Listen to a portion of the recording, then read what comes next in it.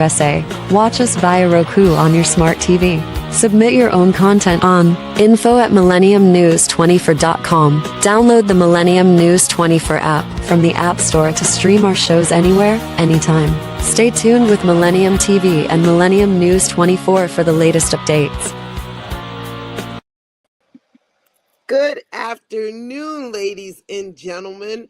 Welcome to On the Group with your host, Jineea. You may know me from the New American Perspective on Wednesdays at 1. Well, now we're on Mondays at 1. So thank you guys for all of your support, for getting us a new show, getting ready, and getting focused onto what is happening in the United States. But this is On the Group, and so we are going to get right on the group with you. Today we have a great show. I'm glad to be with you on Monday at 1 o'clock. Okay, our new time. Say it with me. Monday, 1 o'clock on Millennium News 24. We're in the house. So welcome to On the Group. I want to start today a little differently because this is the season that isn't joyful for everyone. I think that we may know that, but I just want to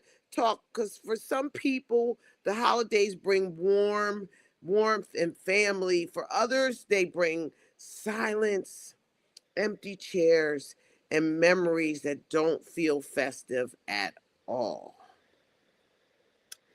The truth is, this time of the year can be one of the loneliest times for a lot of people, and we don't talk about that enough. Every year around the holidays, we see spikes in depression, anxiety, and people feeling overwhelmed. Not because they're weak, but because expectations are high, money is tight, and the connection feels forced. This is why checking in matters. The G check, we're here on Millennium with the G check. A text, a call, are you good?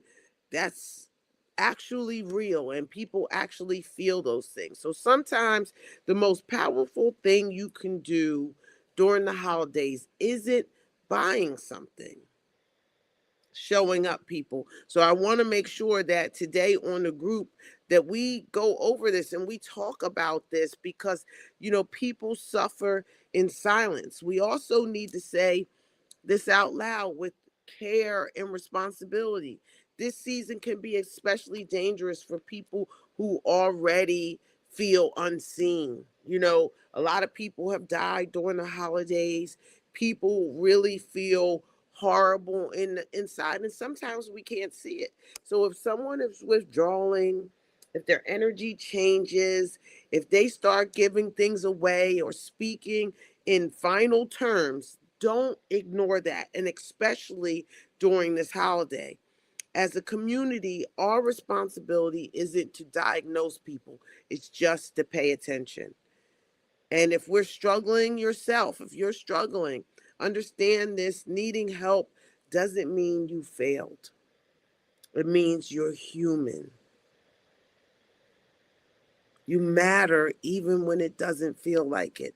And I know that this is hard. It's easy for me saying it, people, and it's hard for some people digesting it. But I want to reach out to you and let you know that you are not alone. I worked in homeless services, youth services, um, the jail, Rikers Island jail, and I've seen so many people over the years going through trauma. So today on the group, it's important for me to talk about that, right?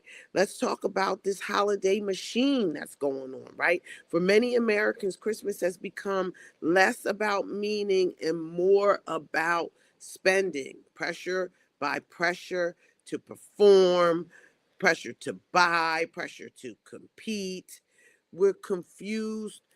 We've confused love with receipts.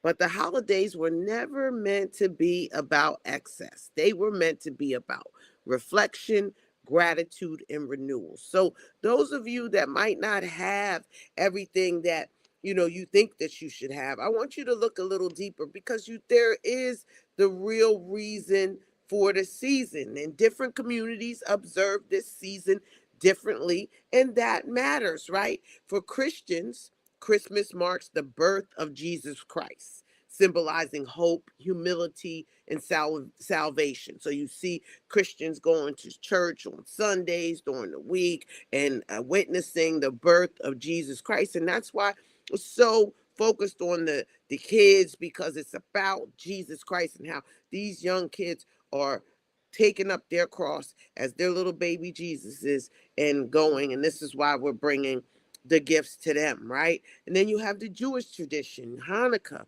For Jewish families, Hanukkah is about light, resilience, and faith, celebrating survival against overwhelming odds, right? And then for the Black families, we also have Kwanzaa. Some people celebrate Kwanzaa. That's the day after 26th, the day after Christmas, going into the new year. You know, we like to get focused on the new year. So for Black families observing Kwanzaa, this is a time to focus on unity, purpose, self determination, and collective responsibility. And then, you know, just good old American culture and what everybody is on, right? And there's the Santa Claus gifts, movies, nostalgia, a cultural ritual that reflects generosity, but not but also consumerism. I want to say not consumerism, but it does reflect consumerism. And none of these are wrong, but when we strip them of meaning, we lose the point, right? You know, so we've got to really take a hardcore look at, you know, what part we're playing. And here's one ritual every culture shares, even if we don't name it. At the end of the year, we look in the mirror, we ask ourselves, did I survive this past year? Really look at 2025. What really happened to you in 2025? You know, some people think that if I had a bad year in 25, then that's bad, right? And it's not always that. It's, you know, if you had a bad year in 25, you might be in preparation for 26. Some things had to be taken out of your life. Some things had to be moving around in your life. And some things, you know, it just goes like that. Did you grow from it, right? That's the next question that you have to ask. Did you grow, right? And be honest. If you didn't grow, ask yourself, why didn't I grow, right? If you went through something, did you learn from your mistakes? Who did I lose in 2025? God forbid that you lost, and anyone to death, but who did I lose, right? Did I lose myself in 2025? What was I focused on? Did I spend my time right? These are all the things that I need you to think about when we're on the group, because we're getting our minds ready for this next year and how we're going to start looking at ourselves and changing our mentality going forward. Who did I show up for? That's a very good question. I can say that I showed up for a couple people. Who did you show up for? Okay. What was that about? Was it a good show up or was it a bad show up? Was it reciprocated or should you have stayed home? Let's be real about ourselves, right? What am I carrying into the next season? That's so deep, because what are you going to do 2026? January 1st, 2026, you know what Mom Dami is going to do? Mom Dami is going to be our new mayor. Eric Adams, he's in his last 2 weeks of his political career. What do you think that he's going to do? So we have, some people have small challenges, some people have big challenges. And it's really where you put yourself. Okay? Some people, their bar is high. Can you meet that bar? Some people, bar is high, enthusiasm is low. Okay, so we've got to bring this down to where we're going to succeed, where we're going to get things done, where we're not just on a hamster wheel going nowhere, not here on the group. Okay, so that mirror doesn't lie to you, right? When you look in the mirror and you see yourself, and it doesn't judge you also. It reflects. It reflects all that have you been through in your life. So the question is, can you go through these things and be okay, for the next setup? Oh wow. This is why the season matters so much as we prepare for what I call the urban reset. Reset doesn't mean forgetting the past, it means learning from it. It means rebuilding community, restoring accountability, and centering people, not systems, at the heart of progress. So, how do you feel about that? And it brings me to today's conversation. We have a great conversation today. After we go to break, we're going to talk with Brendan Green. He was on our show before, if you remember. And he was on our show and he was so dynamite. And I don't know if you got a chance to see it, but he was dynamite. And I wanted to bring him back to talk about what's truly happening. We've got Young Thug, 21 Savage, who just came out with his relationship with the young lady Lotto, who came out and said, F the streets. So when we're entering an urban reset mindset state, in an urban reset times, this is perfect because talking about the reset means talking about real work on the ground and not just slogans. So this is really serious, and I think that you're going to love this upcoming conversation with Brendan Green from Star Force HH, and his journey to who he's become and how he's helping build up New York in one way or another. And so, in other news, before we get to Brendan and before we get to our break, you got your girl Nicki Minaj went down to Turning Point New USA, right? So she went to Turning Point USA, their AmFest. That's their Winter Fest, and everybody's on the stage. I don't get invited. I don't know why I don't get invited. I've been a good Republican, have moved the needle, but I don't get invited to the AmFest. It might be too conservative, or they might think that they're a little too conservative for me. But Nicki Minaj, she was there, and she bigged up JD Vance. She bigged up Trump. They've been supporting her. So she's kind of like out on a limb, and she's going, the only thing about when we are ready to go out on the limb is when we've given up on everything else. So it puts us in a space that, Nicki Minaj is now alienating herself. Now, I obviously she is going at this, as a strong young Black woman, and getting on the stage and pushing it. So I haven't seen any backlash as of yet. Now she's been also fighting with Jay-Z, so that might be, a problem along the way where she is putting herself in harm's way for any missiles that they want to send out as a result. You know what I'm saying? But we applaud to her for her courage. When we were working with Fabio Foreign and Kodak Black on the Trump song called On the Board 47, we had reached out to Nicki for a feature. She wanted a big load of money, so I'm assuming Turning Point paid her that money to be there and talk our talk. Because if you remember, she was at the UN standing up for the Nigerians who were being crucified for being Christians in Nigeria. So shout out to Nicki Minaj because she is talking and walking the walk. And so we've got to ask ourselves, what's in it for us, and what part are we really going to play in moving this needle forward. So we're going to go to a short break really quick. And when we come back, we'll have our special guest, Brendan Green, talking about Star Force Hip Hop, and we'll change directions. But remember, this is Millennium News 24, and this is the reason for the season. On the group in a minute.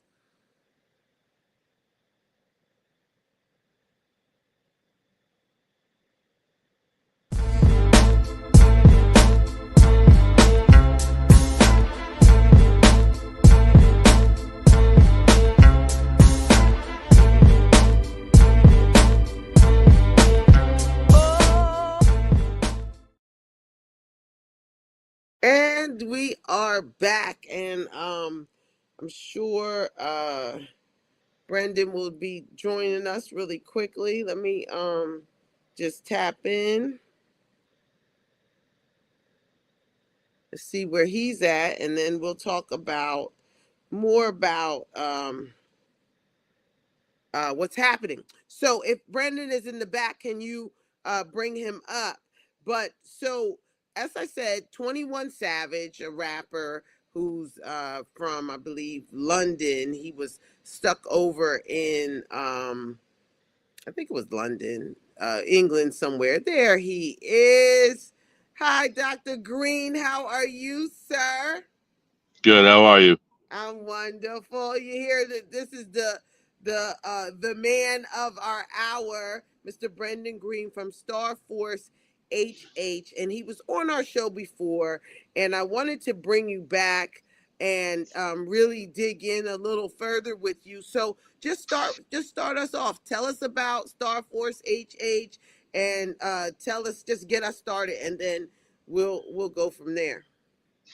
So Star Force HH is the new version of what used to be Star Force Hip Hop, which at the time in like 2012 through like 2017 was like the antithesis of World Star. Like we were much better in quality. We didn't have the drama, none of the gangbanging stuff, solely focused on independent music. Mm-hmm. And at the time, Google ADX was the main go-to for ad money. I was killing it. But then as things transgressed over to more of a social media platform, like artists barely even need a splash page anymore. They don't, let alone a whole website, because they are a walking brand, if you will. So what I did was I made it a multimedia site, geopolitics, food, cuisine, travel, culture, modeled very much after the likes of like an Anthony Bourdain, Parts Unknown type of situation, who heavily influenced me. And yeah, so it's doing great. It's the new site is being it's rebuilt, it's up, it's live, but it's kind of in a beta state now, where I'm adding certain things that you can't see only on the back end right now. But yeah, I'm excited, and the reason I went with Star Force HH is that's my brand for all my handles across the internet.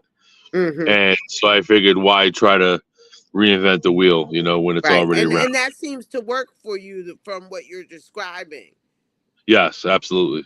So I want people to understand this isn't theory. This is real boots on the ground.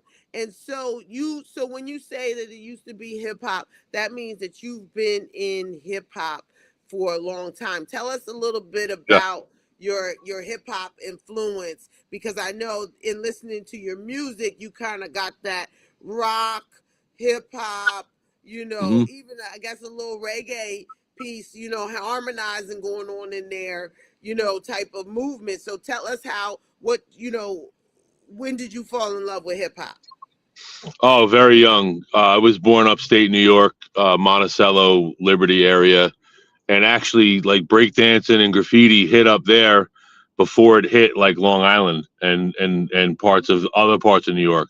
So if you imagine it starting in the early 80s in the Bronx and then growing out to the other boroughs, it hit upstate before Long Island. So I was up there with my mom, was my blood mother. She ends up losing custody. I come down into Long Island in like 86, and I'm already well exposed to hip hop. And I used to graffiti write myself. Really? Was my entrance into hip hop. Yeah. So basically, my dad passed away Christmas Eve 2003. He was a heavyweight with Trump World and HRH. He was a general contractor. And that week I was drunk in the home office. I hit my head on a shelf and I awoke to a Rolodex open to Donald Trump Jr. And I called him. A couple weeks later, he calls me back, and I'm like, I want to be a rapper, an entertainer. Of course, all that stuff came to fruition, but keeping the 9-to-5 active. In other words, I hearken to my career in construction management first, because you got to be able to afford the hobby. So it's not liquid until it becomes real. Right. And now I have songs with like Wyclef, one called Informer, Smooth the Hustler. The song is called Coma. And everyone I ever wanted to work with came true, you know. And through the vein of keeping my feet to the ground with the construction and work ethic, like Ty Fife is a personal friend of mine. He's who made the Rump Shaker with Teddy Riley. And just to give you how the world works, he's now reconvened with Teddy Riley out in Texas as partners after 25 years, you know, maybe even 30 with the Rump Shaker. The point is, you never burn bridges, because you have to go back across them, you know. Very solid on the group notes. So if the money is there but the results aren't, who becomes accountable, right? You know, when we start talking about, you know, everything that you've done and how you've tied in, what's the biggest misconception people have about Star Force Hip Hop, you, in the community you serve? Well, I'm a very high-ranked Mason. I'm a Freemason, which comes with its own barrage of attacks from everything from New World Order to devil worshippers to, you know, to Jewish Satanists. I mean, you name it, I've been called it. And so, but I learned that branding technique from Masonic values. If you notice, we don't go out and recruit. Everything's based on symbology, to the point where they think Jay-Z's rock sign is an Illuminati symbol, and it's not. It just really means diamond, to be honest with you. But we do have secrets and handshakes and words that I can know any Mason in the world, even in the darkness. So I know that they're a man of craft, rather than what we call a Kawan, which is someone who's profane and doesn't have the knowledge. And that's the main catch with everything within music. So is the Illuminati real? Yeah, it was real. So what happened was, with the Illuminati, it's separate from Freemasonry. Adam Weinsop was a Bulgarian and Belgian who basically created a club for the people of that time to meet, because they were, if you can imagine, if you went against the church, they were putting guys like Galileo in jail for saying that the earth revolved around the sun. And so, because the church had, you know, Constantine took the Bible and made 4 Gospels, Matthew, Mark, Luke, and John, and that became the New Testament. A lot of people don't know that they were polytheistic before that. So religion is used as a tool all across the ages to manipulate and control people. So you can imagine the scientists, the builders, the welders. You want a place to convene and have new, robust ideas, right? And in fact, the entire United States government is founded on Freemasonic value. All of it. All of our forefathers were Masons. 13 presidents, 14 signers of the Declaration of Independence. So why should somebody become a Mason? Like, why? What is the honor of becoming a Mason? Well, it's really deep rooted in camaraderie, and the fact that I and my fellow Masonic brother go through the same exact historical ritual that's shared for time immemorial. And that's what locks us together, much like a fraternity or sorority in some ways. But it's the bonding effect that if my brother needs help in California, I have a place to go and refuge if I need so, right? But it's mostly based on charitable and philanthropy. And for instance, we own the Shriners Hospital. And the Shriners Hospital is synonymous with helping out kids with various effects. Yeah, for sure. And you know, the thing about it is that we don't talk about it, right? So in a way, just like that marketing kind of free rolls by symbology, that's much the same with us, right? You know, so there's a lot of innuendos and truths in jest as well. You know, for instance, Aleister Crowley was the founder of the Satanic Church. He got to the 2nd degree in Masonry before he was found out, and then they kicked him out. but those rituals are found in the Satanic Church now. Same thing with Smith. Smith, the founder of the Mormon Church, was a Mason from upstate New York. He put three degrees within the Mormon religion. So there's a lot of truth in jest, if you will, you know, and I would describe it as Russian dolls, like a shell within a shell within a shell. And in that innermost core are people with great info, like me. Oh, yeah. And thank you for sharing it. We might have to, you know, keep you on as a guest, you know, talking about this stuff because you're good, especially with the on the group stuff. So now let me ask you, have you heard what 21 Savage said to he sent out a tweet to Young Thug and Gunner and told them, get over it. You know, you knew he was a snitch. F the streets and let's move on. So basically, they're saying it's the F the streets movement. And Fabio Foreign had something to say about it. He said anybody that is saying F the streets, you know, should be canceled. And so, how do you feel being hip hop, you know, being in, you know, from, you know, early on and understanding what the true meaning of hip hop is? How do you feel that these young kids are saying F the streets? Well, here's the problem with the streets, right? And I can speak to this. Jeter K, the VP of Maybach, is a close friend of mine, and they were in Sex, Money, Murder, and at that time, Ross could only come to New York by having that backing from Soundview area during the whole 50 Cent beef. I mean, he could come here, but when the beef was real, it was real, right? Right. The problem is these young kids, the youth, a lot of times they don't have the father figure, the mentor. There's no one checking them like, hey, don't do this because of this. And they go into these blind things, faith, you know, with faith. And in a lot of ways, there are good tenets within some of the gangbanging repertoire, which we can get into later on, meaning the foundational aspect of it, because it mirrors a lot of like the GDs are basically the same strategy that Masonic values have, and the same thing with the Crips as well. But that said, what's happened is the music has gone from where these kids are describing the actual crime, rather than Rakim telling me how bad the plight was in the hood and how to get out of it. Sure. Right. If you listen to Cool G rap, good analogy on that. Yeah. Right. So for me, all these rappers, even battle rap, to me is trash. I love lyricism, but it's trash. Come in my face and talk about my mama, bro, because it's gonna be a problem. Right. And everyone in the hood would know. What about the drill? How do you feel about the drill? You used to battle and drill in the same space.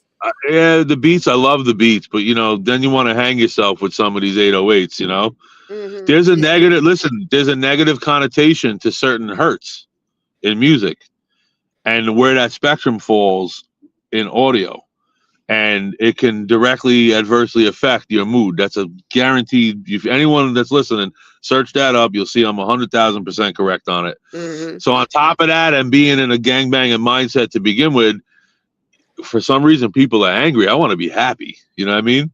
I want to. Where are our summer jams and our winter jams? You don't see none of this on Top 40 radio right now. Right.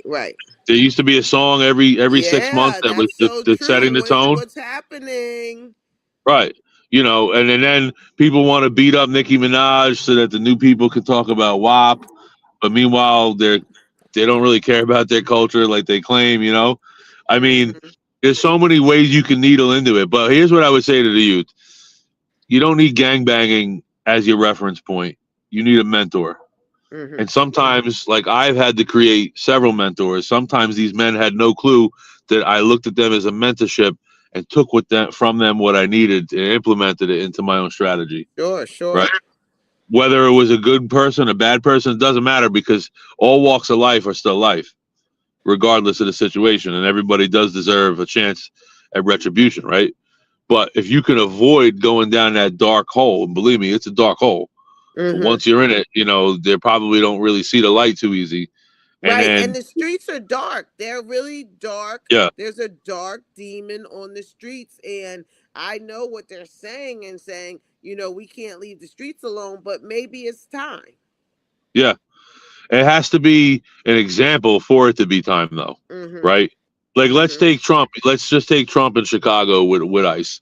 Hold on one second. Let's go to a break really quick. Do you have We're going to come back. We're going to go to a break, and we'll come right back here on the group on Millennium News 24 with my special guest, Brendan Green from StarForceHH.com.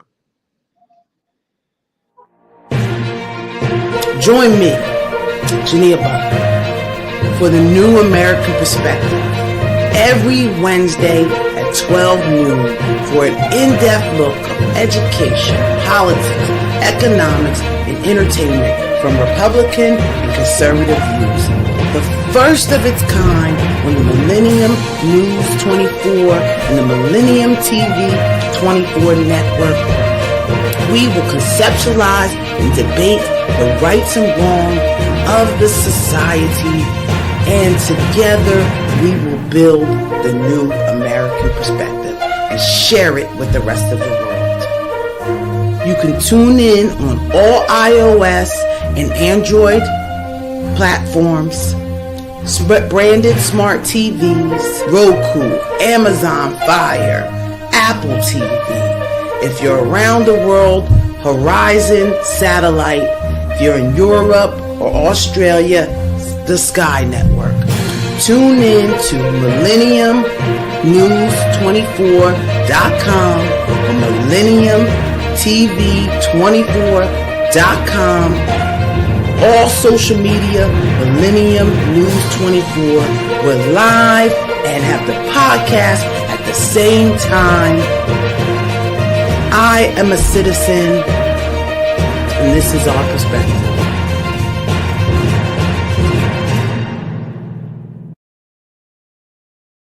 And we are back here on Millennium News 24. I'm your host, Jineea Butler, with On the Group today, and we have a special guest, Brandon Green from StarForceHH.com, and he's talking to us. We were just going into our Trump messaging, and break us down, Brandon. Pull us back together again. Yeah. So let's just take illegal immigration, right? Obviously, it's an issue. You go into a city like Chicago, and there's disconnects what's happening, and it's beyond Trump's control. And this will show you how the left and the right are all scams to begin with. The whole mantra of democracy is fake. First, we're a republic. There's no such thing as a democracy here.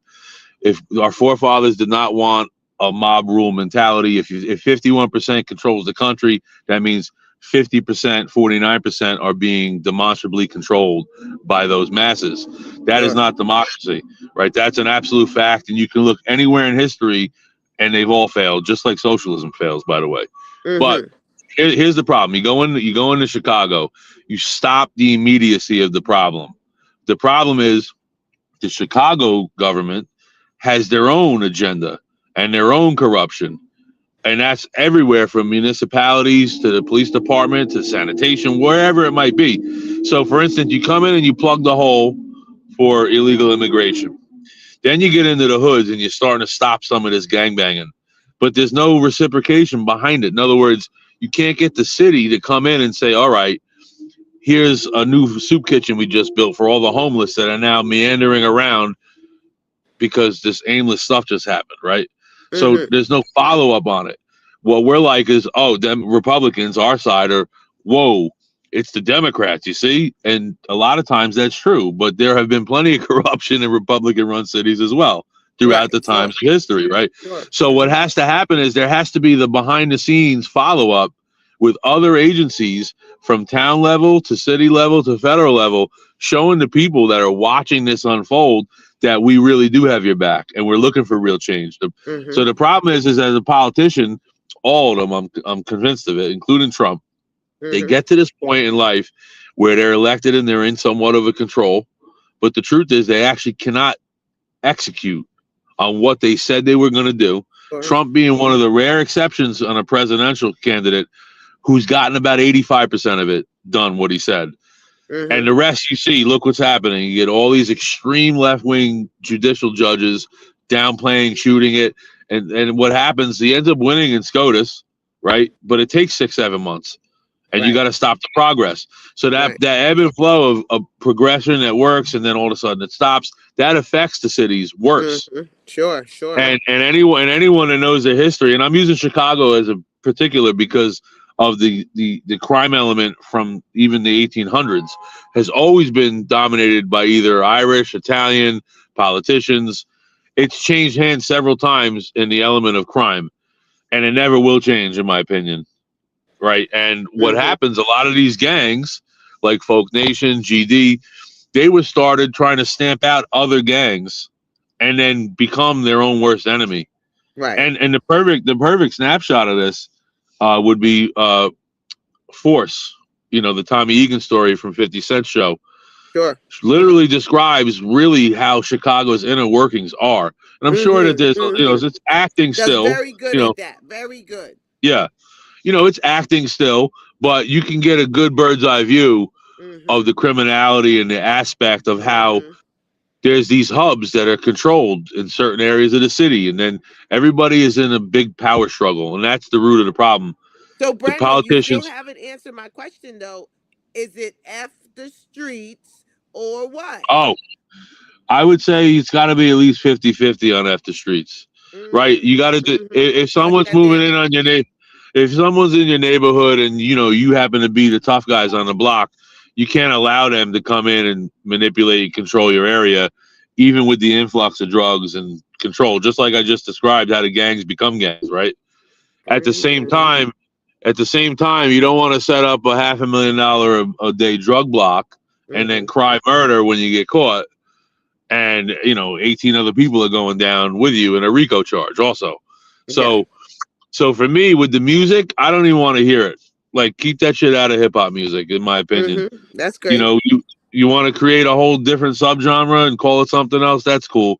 Don't expect me to sit there and prop it up. And it's ignorance on all sides when it comes to the fan base too, because a lot of times the fans don't even understand what the hell they're listening to. Right. And if you look at like movements like BMF, that whole movement was literally being an inner city mafia style syndicate from city to city, state to state. And then what happens? The kids out in the street, they want to emulate that because they want this money right now. And in a lot of ways, that passion, you understand why it's driven, is because they might not make it in a decade, right? The fear factor of possibly being shot or going to jail. So the street element will always be a part of it, at least in mindset. But you could still make great quality music talking about how to defeat that mindset, in my opinion, And if you look at like Cool G Rap, one of the greatest storyteller rappers of all time, right? Rakim, EPMD, they didn't have to describe the bloody, gory guts of the crime and homicide. They could paint the picture metaphorically, and you would get the vibe of what they were alluding to. Okay, and I feel like that's gone.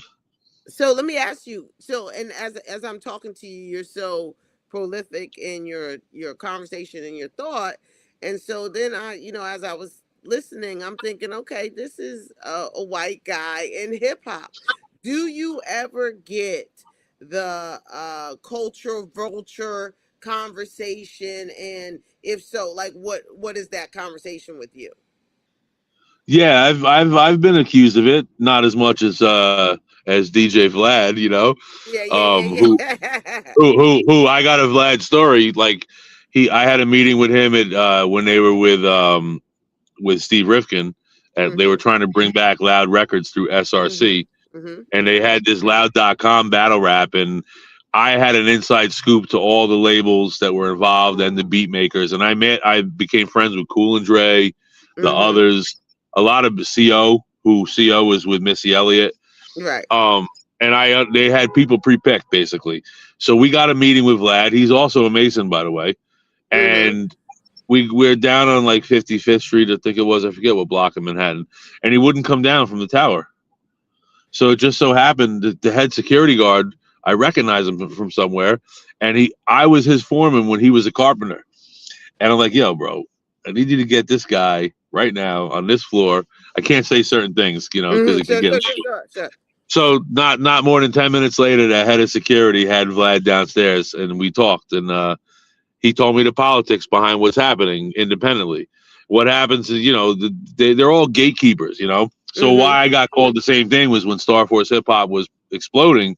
You can only help. You can't help everybody because there becomes a point where you almost can't see them anymore. My inbox would be so flooded that even with 100 assistants, you can't keep up on all the good music. However, it did do exactly that. Gave me a bird's eye view of high quality content first. Sure. And I found a lot of great artists that way. So the people that do the accusations, they don't realize that legwork.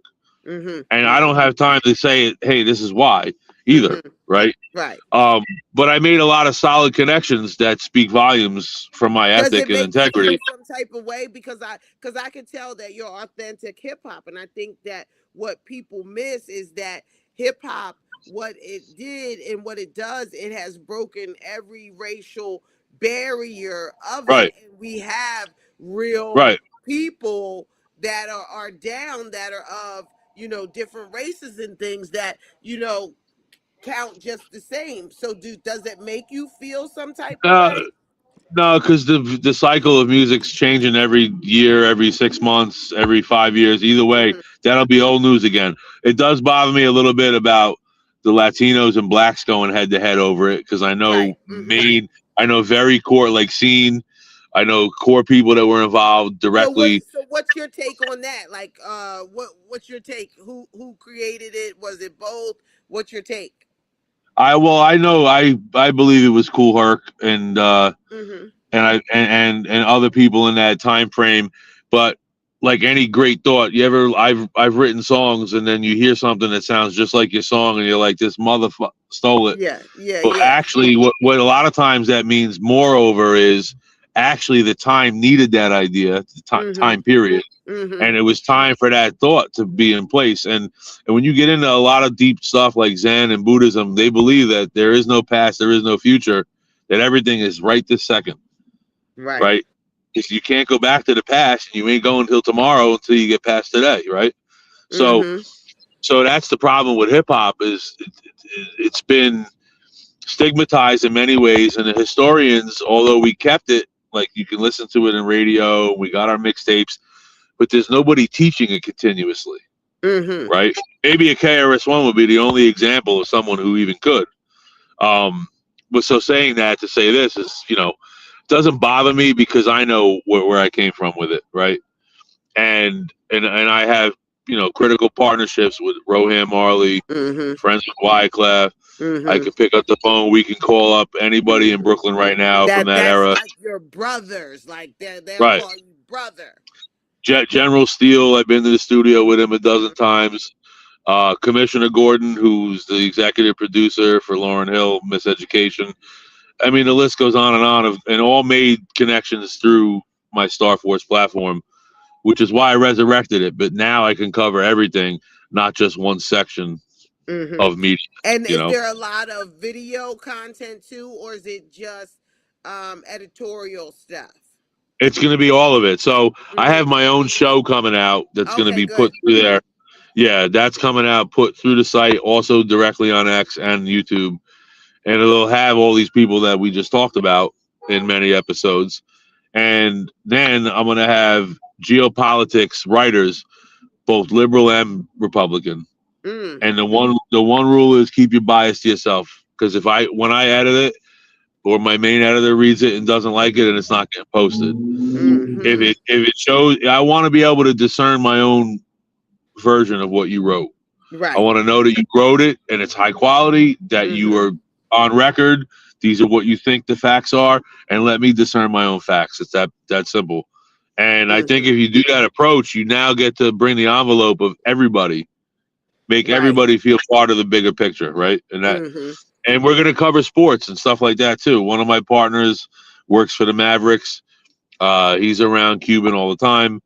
So there's a lot of great things that'll come out of that effort, and I'm excited about it.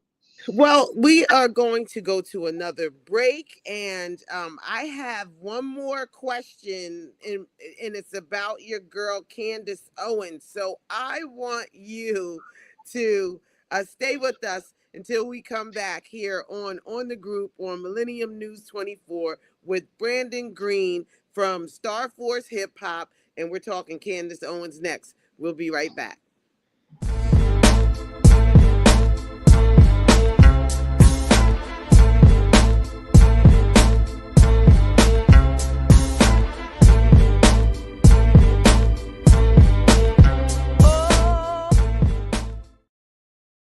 So Brendan,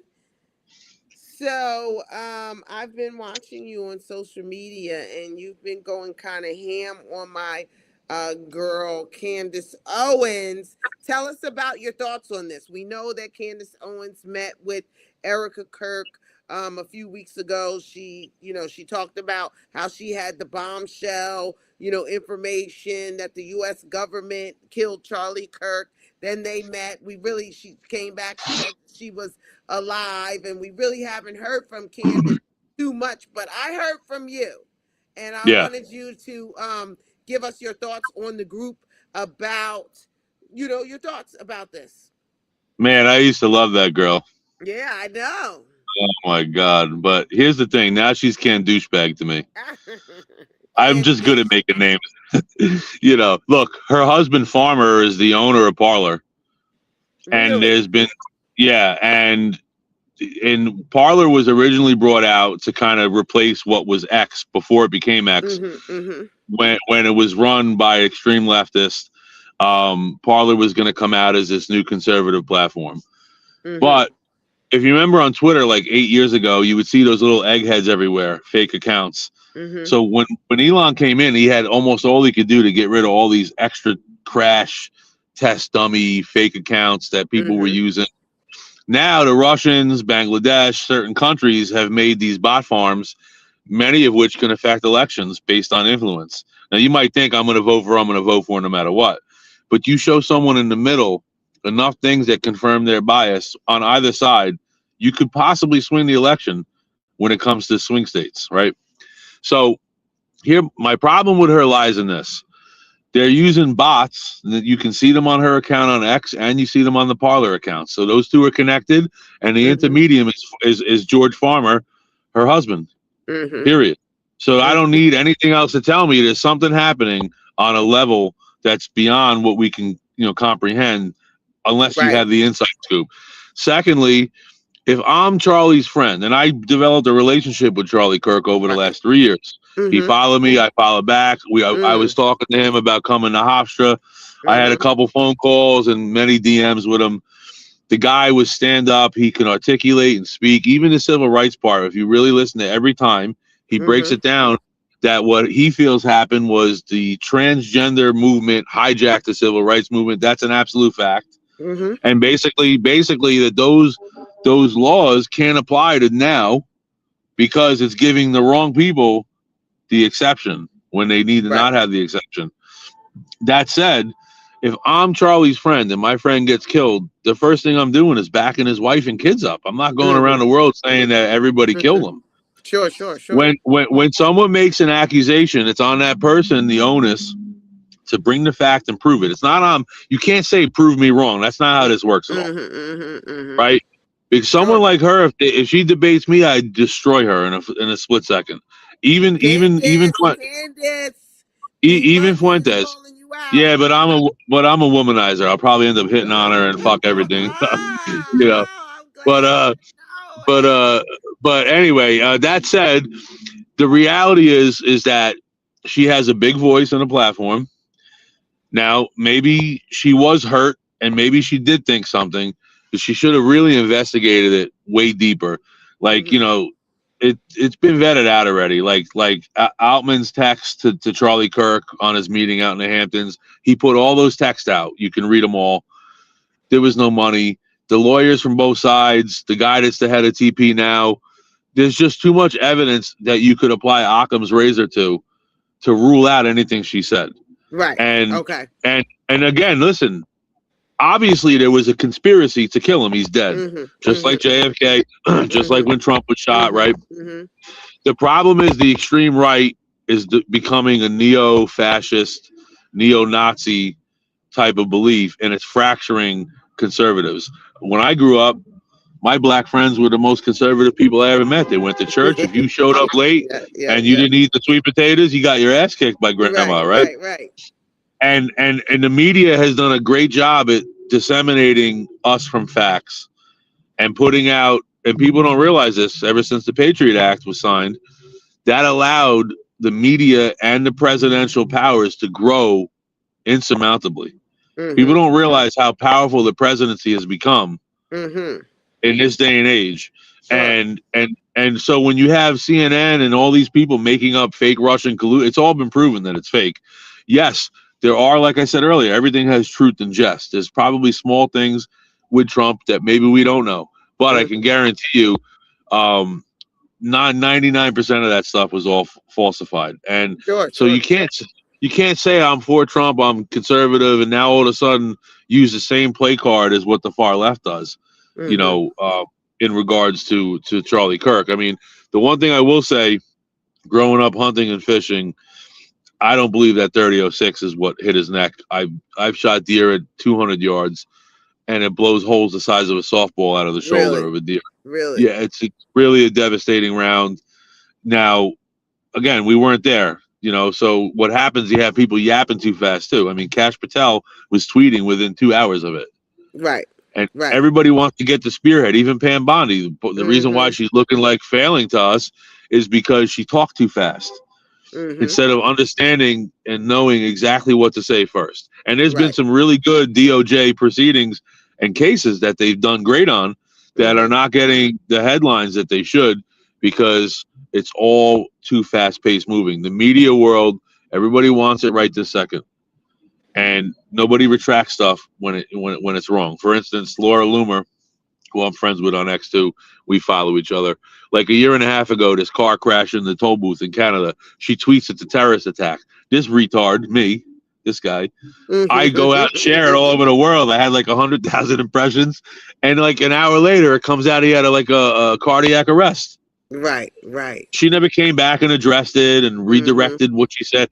So with me, I'm integral. Like, I have to own it no matter what it is. Right. And you just find that missed with a lot of these celebrities, you know, and I just wish. So now Candace met with Erica. You do notice it's simmered down quite a bit, but look at the event over this weekend. These people were eating each other up. I want to know why Tucker Carlson is telling me that basically there's no fundamental Islamists killing people when we just watched it happen. Right. Now that doesn't mean, what he's trying to say is he's trying to paint this picture like somehow Muslims are persecuted against. That's not true. I just watched in my day today, probably 100, Muslim believers walk by. Hey, brother, how are you? Some of them even give you praise and say assalamu alaikum. Like, and so the hate that the media and left and right want you to think is happening, that's not true. We go to any Waffle House anywhere in the United States right now, we're going to break bread with great people. Some of them are going to be rednecks, black, Jews, Irish, whatever. People still are about living our every day-to-day lives. And it's like we get sucked into this paranormal type of media, and it just runs amok. Paranormal type of media. That's funny. So let me ask you. And we have about 8 more minutes, if you can spare with us. And what I want to ask you is, so we are 2026, the year of the great urban reset. So we're focusing on rebuilding communities. And I know that you are a construction guy, and are you a union guy as well? Does that make you a union guy? I froze my union book when I started getting high 6-figure salaries because I felt it wrong. I get union guys work all the time. I get so in the inner city, the coalition runs a lot of things. These are minority neighborhood guys, right? So rather than have battles, I make them my friends, right? Because I understand the plight they're coming from, and I'll get these guys work. And the thing I'm really good at, for me, one of my biggest gifts is long-term planning. So I know pretty much the next 3 or 4 years in my construction management schedule.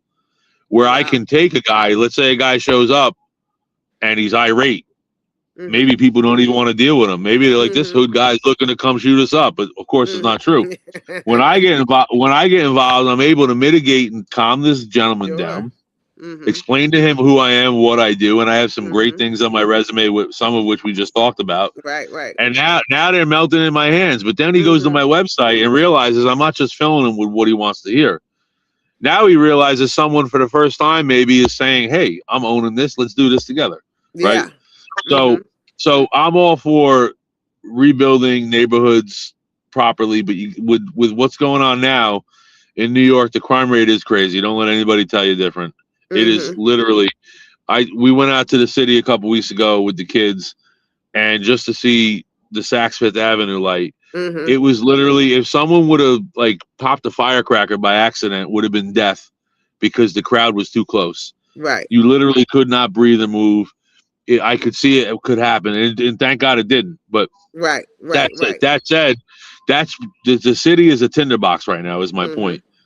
And so, having said that, this mayor and I've met people that met him that at first didn't like him, and they say the smile is not fake. That's his personality. He's very vibrant. Right. I got the So same smile. We're born around the same time, yeah, me and Mom Dami, and it just comes on my face. I'm not really smiling. It's my face. yeah, but you have something that you're happy about that lights you up. Yeah. Right But now. but I'm telling you, it's like sometimes my face is just is like that. It just smiles. Yeah. You know, it's like, Yeah. yo, like I could be mad. I've almost gotten into fights with people because I'm smiling when it's an angry point of view. Yeah. And then But the people, I'm about to kill you. yeah. But so the people that I became friends with, they say he's a decent guy. So let's give him the shot, see what happens, right? You're willing to give him a shot. That's good. But the problem with it is, if it's a downward trend, it happens too fast and you can't recoup.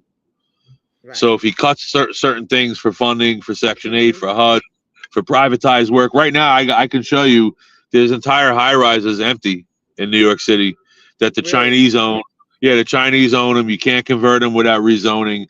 So a lot of you need a ton of money to make a commercial office space into residential. Everything changes, the plumbing, the electric, so all this stuff has to happen for that to happen. And so what happened was the Chinese came in and bought almost all the equity in some of these high rises. And then as the valuability grows, they pull that money out. And meanwhile, nobody's paying rent. So in a lot of ways, it looks tactfully like an attack to me, meaning if COVID was a long-term strategy, which stopped the cities, which made us go home and work virtually, which emptied the offices, and now you have a redundant circle of, normally money washes money. It just keeps coming back. In other words, we don't know what's going to happen with capitalism. We just know that it's better than socialism, right? But we still owe $38 trillion in debt. That doesn't seem like it's ever getting paid. But as long as we keep printing the money, and as long as taxes keep getting paid, you don't miss a beat. Trump wants to take off the income tax, and go with a tariff. Use the tariffs, for it. So, well, I'll give you a little secret. Watch Venezuela. You are going to see kinetic action. All of that stuff is tied directly to the Reagan era, to the Iran-Contras. I have firsthand stories from Freeway Ricky Ross about the CIA and the Sandinistas. And if you look up Kiki Camarena was a DEA agent who found airstrips in Mexico, and he got killed for it because at the time no one knew the CIA was in South America. Right. And basically all the cartels in Mexico at that time were all weed dealers. So he was looking to bust weed dealers. Little did he know that there's a whole fucking third world foreign war being fought right in our backyard. So now we're gonna put the Monroe Doctrine into sustainability. James Monroe was president, created basically we control this hemisphere and all the ebb and flow, just like China wants to do. And what the main reason is to stop China, actually, because they had plans to take Taiwan within the next year or so. they wanted to stretch us thin with the Ukrainian war. They didn't think the Israeli thing would end as fast as it did. So Iran was like a proxy for Russia. We get drug into this whole thing, but Trump is a strategist. Yes. And I appreciate leaders who don't just critique. You are the real thing, Brandon, and willing to build alternatives. Thank you for coming back and continuing the work, and we'll continue this conversation. This is exactly what kind of conversation we need more of here on the group. And if you believe in solutions and not just sound bites, pay attention to what Star Force Hip Hop is doing. You heard it here on the group, and that is our show for today. Thank you, Mr. Green, and we will continue to have this conversation. I'll talk to you soon. Thank you, people, and I'll see you Wednesday at 1.